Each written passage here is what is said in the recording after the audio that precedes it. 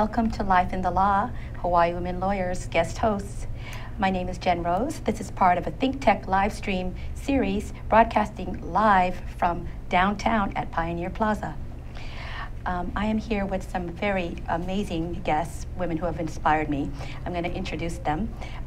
Starting from my immediate left, this is Judge Leslie Hayashi, and I'm going to have her talk a little bit later on about her tenure as president of Hawaii Women Lawyers. Then I have next Rai Saint Chu, who is the founder of Hawaii Women Lawyers. I'm going to have her talk a little bit about the early years and the inception of Hawaii Women Lawyers. And then I also have the pleasure of having Carol Mon Lee, who was the first president of Hawaii Women Lawyers. Welcome, ladies. Welcome. Well, let's start with Rai. Rai, I have actually been on the board for some time, and there's so much of the history that I don't know about HWL. Can you tell our audience about why did you feel like there was a need for a women lawyers organization? What need were you trying to fill, and what was your vision? Well, I graduated from law school in 1971. About 1969, there was a mass protest at the plaza of a business building that I was working at part-time. And it was about women. They were burning bras, they were sign holding, they were clapping, there were speeches. So I realized, well, this is really true. We need to be more visible and gain more recognition, and that was going to be my life's goal. And also during that time, there was a civil rights movement. There were many cases about due process of law, fairness, lack of bias, and right to counsel, and on and on and on. And I, every day at law school, we were talking about the latest case and where it's at now, and what the Supreme Court says, so forth and so on. So I definitely felt that that was my calling in life, is to work for fairness and equality in whatever I do. So I came to Hawaii as a VISTA lawyer, that's Volunteer in Services to America. And I was there for about 9 months. I passed the bar, and Brooke Hart offered me a job at the Public Defender's Office. And I said, yes, I'm going to do it. I want to go to court. I want to represent the people and be where the people are. And, while I was in court waiting for my trial, several times, bailiffs would mistaken me and other lawyers. There were really maybe 1 or 2 other women lawyers that were in the courts at that time. Bailiffs would come up to me, and other lawyers would go, do you need a lawyer? I mean, can I help you? Is there some question you have about the legal process? And so I was often mistaken for a defendant, or maybe a secretary that's, holding the lawyer's books or bringing whatever papers to them. So of course that felt funny, it was like, that's not right. I mean, I worked so hard to get here. Right. But anyway, and there was, a few, all the judges were wonderful, really, on a personal basis. Well, let me ask you, you mentioned there were only a few other women that you saw in court. What were the stats like around that time? How many women were actually barred in Hawaii? I would say probably somewhere in the teens. But, wow. Of how many lawyers altogether? 200? Oh, at the time, I would say about 1,000. Yeah. Wow. Yeah, Carol, that feels true around the time you became president? Yes, I became president in 1980, and by that time I think we had about maybe 250, because we did some numbers checking, 250 women lawyers in the state, of which maybe 20 or 30 were actually dues-paying members of Hawaii Women Lawyers. And the bar probably at that time was a few thousand. Well, my bar number is 1133, because that's what they did. The first 1,000. They went back to all the practicing lawyers and assigned them numbers, and then it was sequential as new people came in. Now we're up past 10,000. Past 10,000, wow. But those numbers are really dismal. I mean, if you think about it. When you were president of Hawaii Women Lawyers, was it difficult to get more membership? Or was it the opposite where people were like, oh, we need to form our own because we don't have representation? We were such a small group. If I could go back a little bit, we weren't, of course, the first women lawyers. The first women lawyer in Hawaii was in the 1800s. Yeah. But at that time, they were really a handful, a unique group of women, maybe 1 or 2 graduates in a law school class, none from Hawaii because we didn't have a law school. But they became members of the bar, but in a unique situation where they were not coalesced. They did not organize because there were so few of them. What happened is, and probably accumulation of things, but of course the 60s activism, as Ray mentioned, civil rights, women's rights were becoming a big, even in Hawaii, the Hawaii Renaissance. Gay rights were beginning in New York City where I was. Plus you had the Vietnam War where we were all demonstrating against the war, and men were going to war, which left law schools opened with seats. And they started to bring in more women classes. So my class, I started in 1971. My class, where before maybe had 5%, 10% women, I was in a class of 15% women, and that was considered large. By the 1980s, there were already some schools, including the University of Hawaii, that had 50% women. But women coming into the bar, it was still a slow Wow. I had no idea that the Vietnam War had an impact on representation in law school. Because I entered law school in 78, and I remember my 68. I'm sorry, 68, and my dean said, I think we're going to have a class of cripples and women. Those who were exempt from the that was war, pre-ADA. from the draft. Oh boy, pre-ADA, right? Let me ask Leslie. You became president in 1986.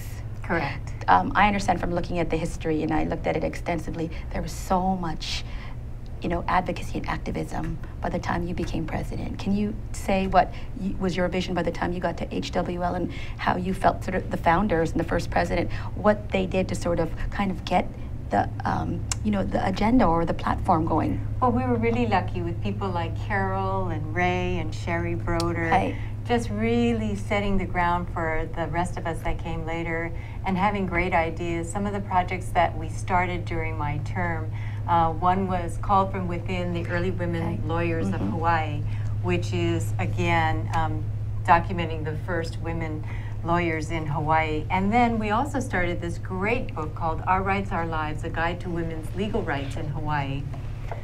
And that was something that we were able to finish by the 1980s, that we started during my term. We also started a legal hotline for domestic violence, which has now was the forerunner foundation for the Domestic Violence Action Center. So we were just poised to do all these great projects that benefited women. And women were coming from the community to Hawaii women lawyers with ideas and requests for help. And I thought that was fantastic because that meant that was where we were posed, what we were posed to do. And so it was a great time of just interacting, networking with different professional women who are also facing the same challenges that women lawyers were.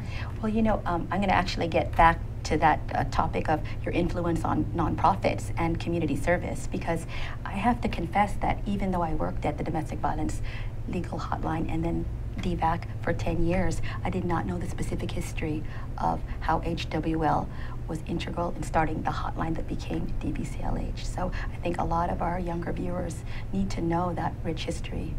And speaking of that, I do want to talk about and ask maybe both Carol and Ray, what were the early challenges? I mean, it sounds like so much work was going on by the time Leslie became president, but it couldn't have been that easy at first. No, it was really tough because even when I started, I picked a time that I was going to start this because 1976 was the first graduating class of Richardson Law School.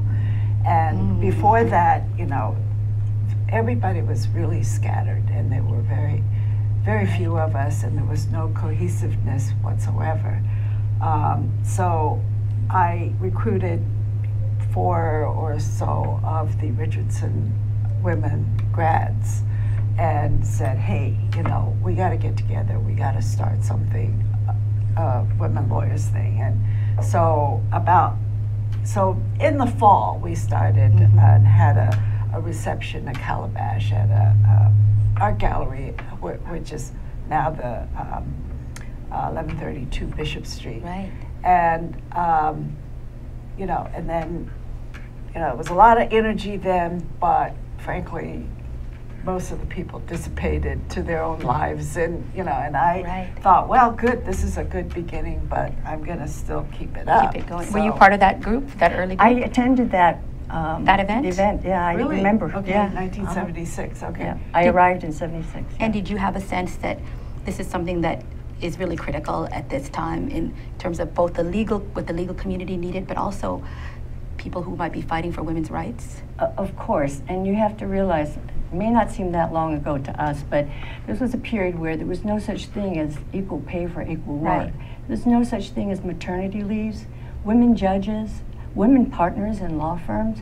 So while we had the official law degree because we paid our tuition and we did well enough in school to graduate, whether the opportunities were there were equal to for us as it was for every male graduate was not necessarily the case. Right. And we didn't get necessarily the equal pay, the equal opportunity, and in turn, that limited our potential. So what we realized was that, of course, this affected not just professional women, and we're lucky because we have an education, but the many underrepresented women and children who could take advantage of our skill as lawyers and use our help for us to navigate the systems, to make changes, to provide. One of our many roles was we started different committees. One was an appointments committee that we would provide to the governor lists of names. Why couldn't women be appointed to public commissions? Why couldn't women be appointed to boards? Why couldn't women be 1978, the Constitutional Convention established the Judicial Selection Commission.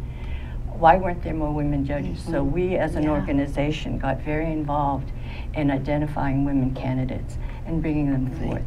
So what I think the organization did was provided a structure so that where early women on their own may have had difficulty because they were still raising their families, still trying to promote their career, but they didn't have an organization to fall back on. And that's where we could step in and create a structure and create back office skill sets and open the doors so that if we needed to make an appointment to see the governor, we would. Right. Wow. That's so powerful. In March of 1978, when I was pretty much doing all the newsletters, we talked about continuing projects for professional development, women lawyers, administrative appointments, candidate for elective office, judicial reform programs of mutual interest, gaining more visibility in the community, other social supportive functions. You know, anyway, in '78, I was elected to the Constitutional Convention, which began meeting in May. And at that time, Carol said, well, I'll help you, you know, keep this going. And so she took over, and I continued after the Constitutional Convention was over. I foolishly also ran for State House. And so, of course, you know, I did not have that much extra time to help with the Hawaii Women I don't know Lawyers actually how you had the time, any of you, because it is so impressive. Anybody just goes to the Hawaii Women Lawyers website and reads the newsletters, which I read the first 10 years. Having a full-time job and all the challenges that we always talk about, balancing work and family, which is this impossible thing for women to have to do, and to actually have this sort of, you know, safe space for women that also became a hub of advocacy and activism. I look at the issues and I'm blown away. I mean, you were taking on, I work at UH, you were taking on our sexual harassment policy in 1990. You were bringing in speakers every week to educate your, I mean, how did that come about? I mean, I guess, you know, Leslie, you can talk a little bit about what that looked like in your time, but first we're gonna take a commercial break. This is Jen Rose and we'll be right back on Think Tech. Here's the deal. I'm Jay Fidel. I'm the host of Hawaii, the State of Clean Energy, which is the Energy Policy Forum's program on Wednesday. That's how we call Wednesday Energy Wednesday. We call it Energy Wednesday every Wednesday. Are you surprised?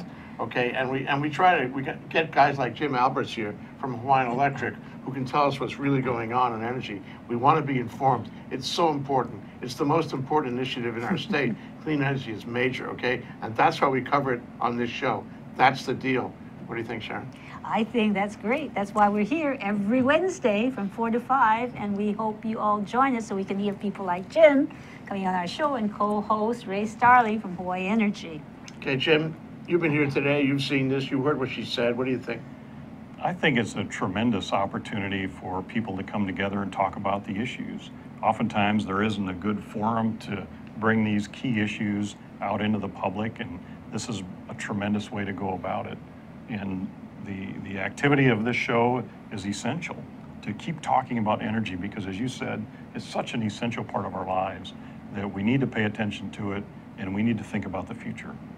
Okay, Ray, your turn. Well, this is a special time in the history of Hawaii where we're making some pretty radical changes in the way we use energy and generate energy. And this show is the one place you can count on coming to every Wednesday and hearing something about the latest issues that are on the table, being discussed, that will affect us all going forward. So come join us, and if you have some ideas you want to share with us about energy, give us a call and let us know. We'll put you up here and let you talk for an hour. So come see us. Thanks, Ray. Thanks, Sharon. Thanks, Jim. It's great to be, from Think Tank's point of view, it's great to have this show. We love the show. It's our most important show. So come around and listen to us 4 to 5 on Wednesday. Thanks a lot. Bye. Aloha. Aloha. Into the future. Welcome back to Life in the Law. This is a Think Tech series. We're streaming live from downtown Pioneer Plaza. I'm Jen Rose, your host, guest host actually today. And these are my lovely guests. To my immediate right, Leslie Hayashi, Rai Saint Chu, and Carol Mon Lee. Welcome back, ladies. Thank you. In our first segment, we talked a lot about how and why the organization was founded from each of your perspectives. I want to dig a little bit deeper and talk about some of the initiatives you took on. And tell me if I got this right, but I feel like there's two streams. There's this creating a vehicle and a safe space for women lawyers to be able to coalesce, whatever their views are. And then there is really working in the community, not just how we define community service, but taking on hard social issues, health issues, education, Title IX, sex discrimination, domestic violence. How did that come about? And Carol, I'll start with you because you had mentioned earlier that you took every meeting and you educated your members about a topic. How did that come about during your presidency? Yeah, I think it started with Ray because we started having meetings in the 70s, 77, 78, right. 79. I became treasurer, but we formally had president, but we had already a long list of regular meetings and topics. I think it's part of the growing process, our realization that we not only needed to educate ourselves, and that included the community, but we wanted to educate each other about what we particularly might have an interest in. I was a corporate lawyer, you might be a trial lawyer, so we all had different interests. So we used our meetings, but what I also found, and I was the writer of the newsletter for the first, 79 and 80, I looked through them. And I know I was very interested in gathering information from not only within our community, but not just law issues, but within the United States. So whether it were speakers or programs or publications, conferences that had anything to do with the growth or the opportunities or the needs to address women's and children's issues, I wanted to let our membership know so they could participate, so they could help, so they might become members of the board. Among the many things that happened during that time was the National Association of Women Lawyers came to Hawaii as part of the AB convention in 1980. And we took this as an opportunity to align ourselves with NAWL, but also to take on the bigger issues that the National Association was getting into. And I think we realized that it was a growing phenomenon, and we were a part of it, and we were excited to be a part of it, and we enjoyed each other's company. And that's actually really exciting to think about how you made sure that we were not sort of isolated. Absolutely, you know, from what was going on in the continent at the time. To be part of that, and I actually wanted to ask that. Maybe I'll ask Ray on that same note. Being associated with, you know, national entities like, for example, the ABA, but just to clarify for our audience, we're not a women's organization of the bar, correct? And that was never. No, we were not associated with the bar. Right. And actually, at that time, the bar was voluntary. It wasn't until the 90s that it was mandatory, so that we could make use of certain bar funding for different projects. But well, actually, I started attending American Bar Association events back in the 80s. One summer, you know, I said, let's pack up the kids and let's go to San Francisco. And your kids are like, yay! No, and then I figured, well, how are we going to attend me? So, well, we had to bring the nanny. But anyway, but it was totally invigorating to see what other people are doing around the country. And I'm still involved in many different ways, but I know Leslie is also very much involved now. But you know, but you consciously chose to be something separate from the Bar Association. I mean, yes, I think we wanted to maintain our separate identity. But it was important to network with all these other groups out there, whether they be professional women's groups or other bar associations. The Young Lawyers Division of the American Bar Association, very active. They had great programs that they were putting on. In fact, our domestic violence legal hotline won a national award from the ABA. I saw that in 1990? In 1990, and was recognized. And I went up to Vancouver and gave a presentation, and I hope I inspired others to start it, because there was a lot of talk afterwards, and they said, wow, you did that with no money, hardly any money. And we had gotten the grant, actually HWLF got the grant, and we started with $10,000, and I trained all the volunteers, and we started that hotline, and now it's become an entire action center. And I know women who were there as volunteers before they knew it was going to be something big. And I say, I have chicken skin because I was there for 10 years. And to think, we just all went to their 25th anniversary celebration. And the inception came from seeing this need. I go back farther than that, and I see you were doing workshops on spouse abuse. And that sort of became, was that the precursor to, how did you know that there was a need to have a legal hotline? Well, what happened was, again, the women from the community came to us and said, we have this major problem. We really need help in getting something organized and started. And then that led to the writing of the grant, and fortunately we got the grant funded. Well, Leslie was solely responsible for getting it started. It was a lunchtime thing, you know, 11:30 to 1. Answer phones. She was always getting women lawyers would answer the phone. Volunteers to come and answer the phones for an hour and a half. I want to thank all of you then. The need was so huge that... And it continues to be, it had right? Which is why it's still alive, because the demand is so great. And to think that you saw that back then, and it came truly grassroots from the community, and that HWL got the funding for it, it just gives me... But there were so many more issues. For instance, legislation. We were always involved in legislation, whether it was the definition of rape. And it's hard to believe now. Which we're still dealing with. But the victim was often had to prove. The victim was on trial. The victim was on trial. I mean, we're still facing issues like that. So we addressed so many different types of legislation. We testified. We became part of different caucuses. How did that happen, Carol? I saw that you started a legislative committee. Was Women's Legislative Caucus around at the time? What was your interface with them? I think it was just starting the Women's Legislative Caucus. And of course, Sherry and Ray and I were both, she was a delegate at the ConCon, and then moving on into legislation. So we were all, as lawyers, we all understand, you know, the creation of laws and bills and what is necessary. So we got involved. Carol and Sherry were actually the staff people. Staff attorneys for ConCon, the 1978. Wow. So we were, you know, very involved in that. But as you see now, I mean, this week's paper Saudi Arabian women just had their first right to vote, Yes. yet they can't drive cars. Yeah.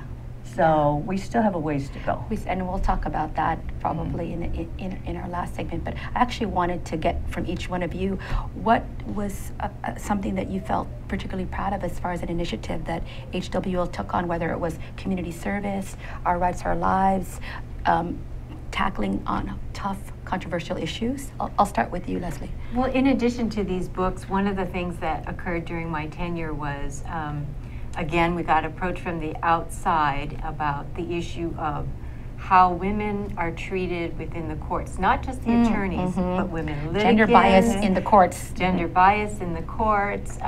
We actually introduced, HWL actually introduced a resolution to the Judicial Conference at that time, asking for there to be a big study. And Chief Justice Herman Lum agreed. He gave the money to do that. We did an entire survey. We produced the results. He then formed a permanent committee to study the issue. It kind of morphed over time. It was called Gender Fairness.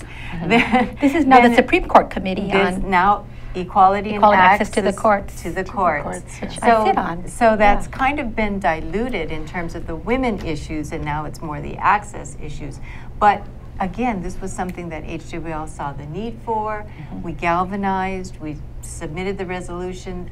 There was a lot of pushback from certain people about, well, why do women have to be, you know, why do you need special needs for women? Because we're not equal, and fortunately we had people like Chief Justice Herman Lum who were very, very supportive. Yes. Wow, that is a great story. I sit on that committee. I did not know that HWL was instrumental in starting it. Judge Luke took me aside one day and said, Jen, we're talking about so many other issues besides gender, but you know this started off as a gender committee, looking at bias in terms of, you know, outcomes, but also, you know, women representation. So for you to frame it that way, and to know that was happening nationally too, is it's really inspiring and historic, actually.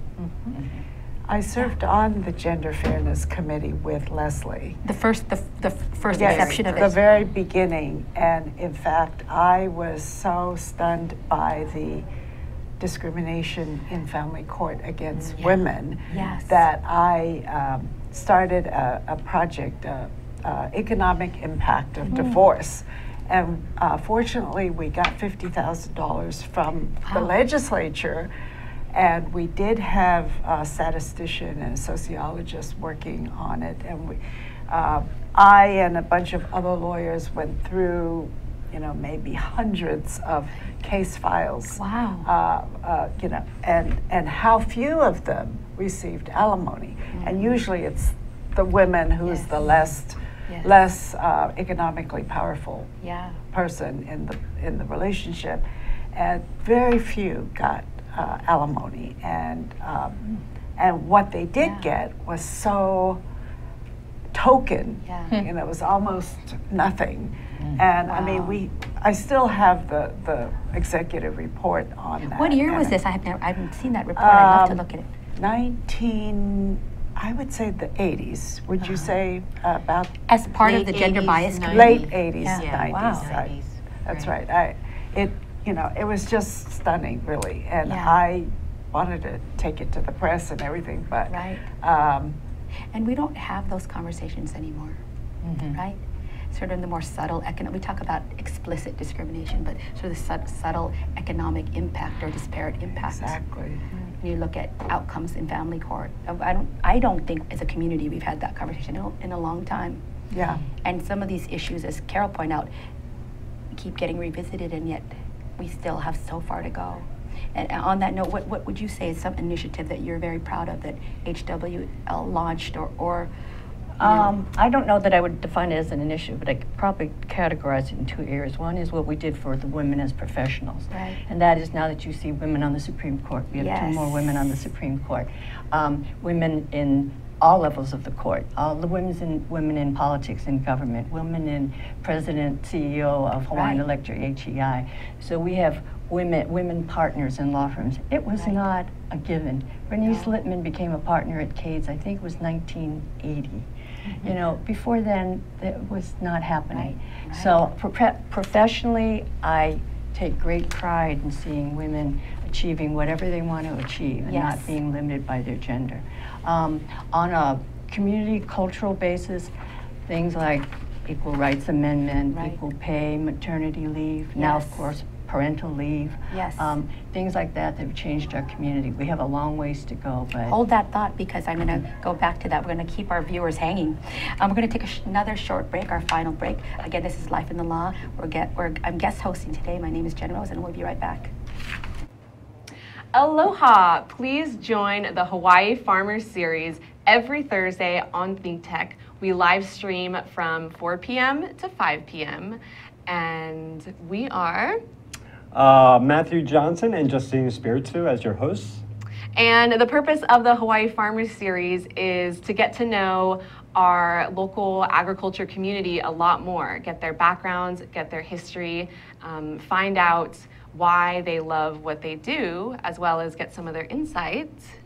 And insights into hearing about the future of agriculture in Hawaii.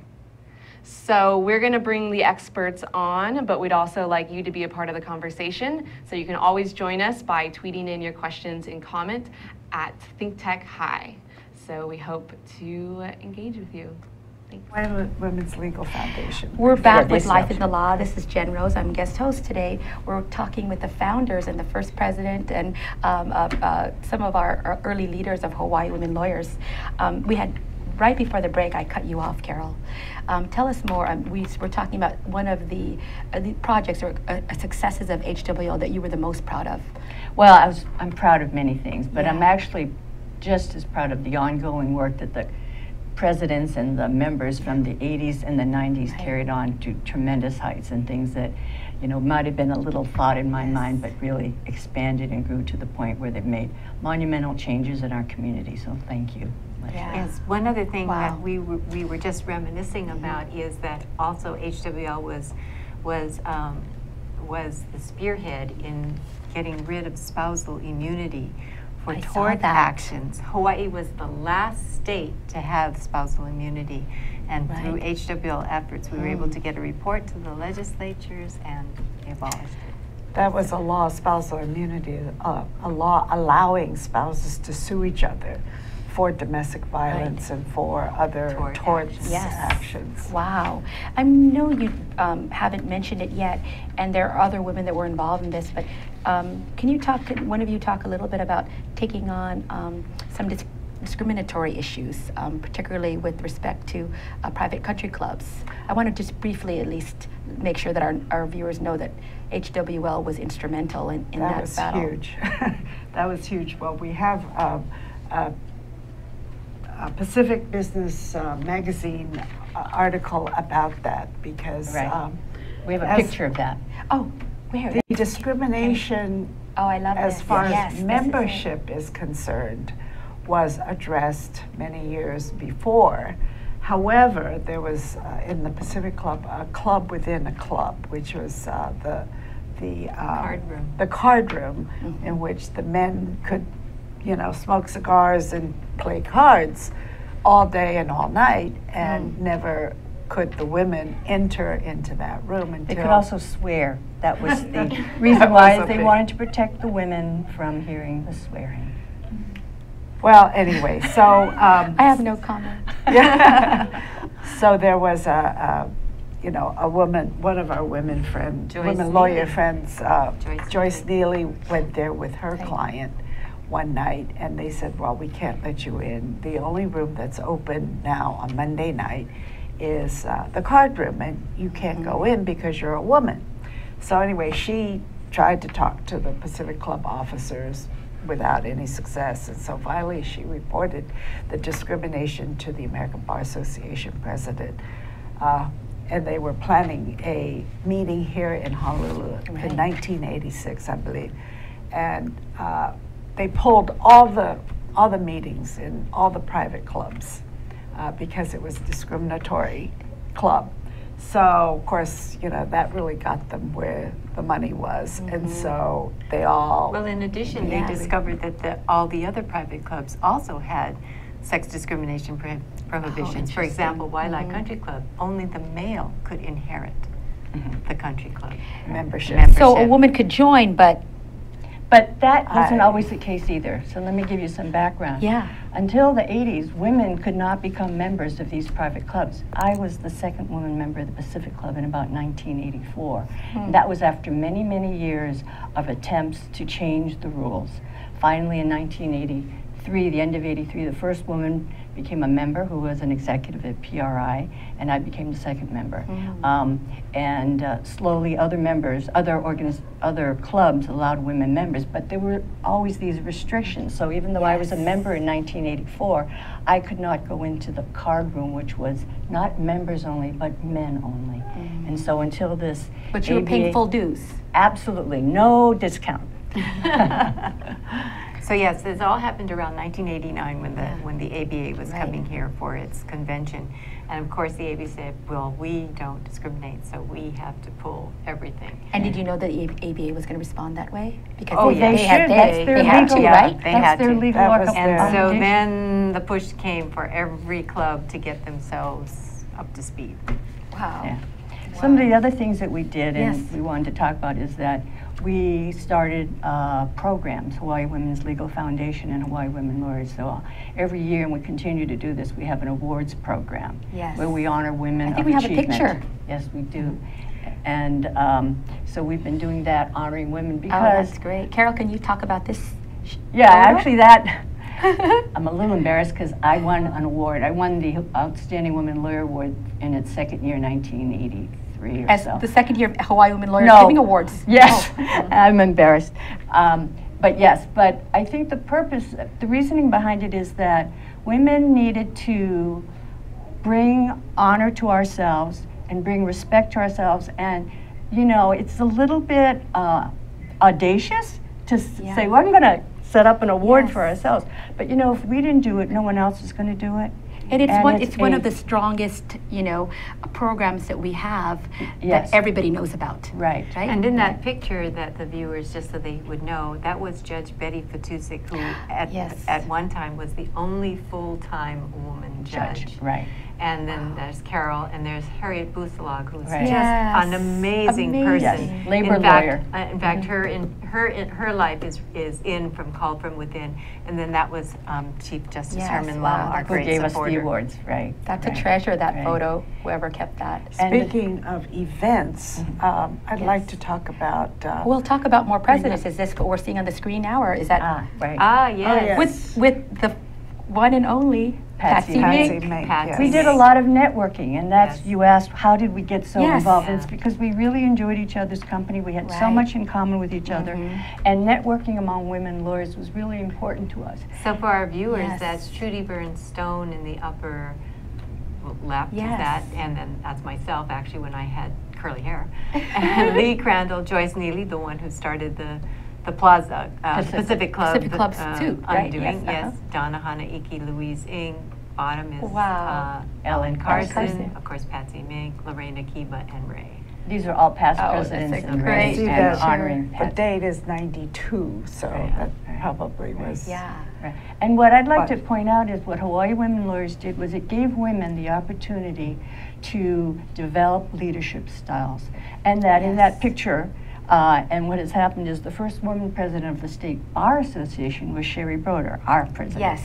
The second one was Ellen Carson, again, one of HWL's first presidents. Right. And then Louise Ng, and then Rai Saint Chu. So what we have done is we've created an opportunity for women lawyers to develop skills in terms of leadership, in terms of organizational skills, in terms of being comfortable in that role of power, which the men have always had. So I don't think that aspect of the history gets lifted out in terms of our presidents becoming presidents of the bar. Yes. And we have one more shot, one more photo. Does anyone want to comment on what we're looking at here? This is, we were celebrating the Called From Within release. Mari Masuda was our editor. There's Harriet Busalog. I'm Sawan Chan. Sawan Chan, Betty Fatusik. Not sure who that is. Alana Lau. Alana Lau. And then other there's women. somebody else in Patsy May. Yeah, and for sure. But these were all women who were featured in Call from Within. And these were our early pioneers. These are the women who inspired us to keep going, because many of these women often chose their family over their careers. Yes. And that was always a big issue for women, and still continues to be a big issue for women. And I remember many of the early women also chose not to have a family in order to keep their career. And so that's something that everyone wrestles with. Yeah. I want to go back a little bit to what you said about how it felt audacious to try to sort of lift yourself up. And yet, how critical was that, right, to recognize that with the contributions that women have made as individuals, as part of an organization, or as part of their firm or their corporation or some government practice. I mean, I did mention this earlier, but Hawaii Women Lawyers Annual Award Ceremony is what everybody looks forward to. It's one of the traditions that has been kept on very strong throughout. In addition to the Hawaii Women's Legal Foundation Absolutely. fundraiser, Yes. which we began in 1991, I believe, when I became president of Hawaii Women's Legal Foundation. Anyway, I think that has become, a wonderful tradition, and it grows every year, and people really look forward to it. It's a lot of fun, a lot of entertainment. We started out because there were 3 women mayors elected the year before our gala. And we were so proud of that and so happy that we said, oh, let's celebrate and let's have a fundraising event and honor them. So it was Joanne Yukimura of Kauai, Linda Linkle of Maui, and Lorraine Inouye of Big Island. And it was serious at the very beginning. They're talking about their policies and their hopes and dreams. But after that, it's just a lot of fun. We got very creative and well, the most important thing is all the money that we raise goes to support various programs within our community. We've supported Girls Court, we've supported community organizations, the Women of Waianae, who give out scholarship money for people in need, and it's just a wonderful way for all of the community to give back, and again, the need is still unmet, and we're hoping that we'll continue to keep the funds coming in and continue to fund these programs. I mean, we're going to have to end our show in just about a minute. Anyone have any closing thoughts on sort of, for me, I want to say that this show is about all of you, but to really thank you all individually and collectively, the incredible contributions that you have made to this community, not just in terms of raising awareness of social issues and legal issues, but truly improving the status of women and uplifting women lawyers, increasing our representation. Would not be sitting here, as doing gender equity work, I think, if it weren't for the contributions and the foundation that you built in terms of looking at gender equity issues. And I think, we could go on for hours. But if anyone has a closing thought that they want to share, I know you talked about, sort of what you thought the legacy was. Carol and Ray, maybe just to quickly. Yeah, I just hope that HWL or other organizations will continue the work that needs to be done. There is, as Carol has said, so much more work to accomplish. It's true. Thank you. And there's so many more people, wonderful women that have taken up the cause and are so devoted, and from small seeds to mighty trees. It's just wonderful. I'm so proud of what HWL has become. I just don't want, because we are so lucky now that women do have many more opportunities, that we don't want the complacency to set in, and to please take up the charge, continue working with you and all the issues with our young women, our students, our community. They need help, and whether it's legislative or whatever kind of work, please stay involved. That's a great way to end this with a challenge to our younger lawyers. This was Pushing the Door with Hawaii Women Lawyers, Early Leaders. I'm your host, Jen Rose. We're out of time. I'm very sad about that. The name of the show is Life in the Law, and I think we'll be back tomorrow. I wanted to thank our broadcast engineer, Zuri Bender, and our floor manager, Sachi Slornoff, and to Jay Fidel, who is allowing me to be guest host. Thank you for joining us, viewers.